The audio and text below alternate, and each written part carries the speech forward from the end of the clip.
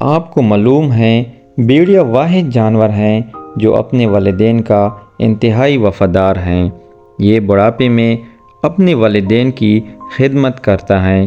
یہ ایک غیرت مند جانور ہے، اسی لیے ترک اپنی اولاد کو شیر کی بجائے بھیڑیے سے تشبیہ دیتے ہیں۔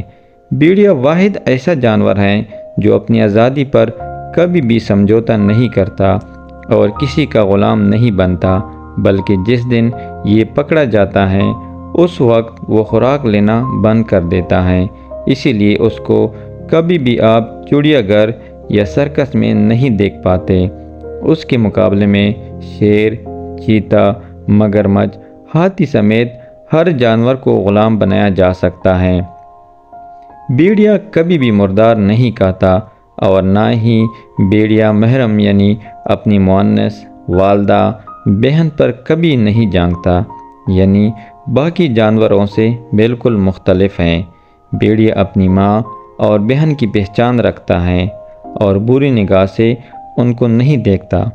بھیڑیا اپنی شریک حیات کا اتنا وفادار ہوتا ہے کہ اس کے علاوہ اور کسی مؤنث سے تعلق نہیں قائم کرتا۔ اسی طرح مؤنث یعنی اس کی شریک حیات بھیڑیا کے ساتھ اسی طرح وفاداری نبھاتی ہے۔ بھیڑیا اپنی اولاد کو پہچانتا ہے کیونکہ ان کے ماں اور باپ ایک ہی ہوتے ہیں۔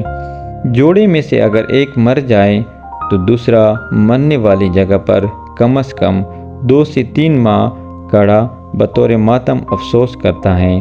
بھیڑیے کو عربی زبان میں ابن البار کہتے ہیں، یعنی نیک بیٹا، کیونکہ جب اس کے والدین بوڑھے ہو جاتے ہیں تو یہ ان کے لیے شکار کرتے ہیں اور ان کا پورا خیال رکھتے ہیں۔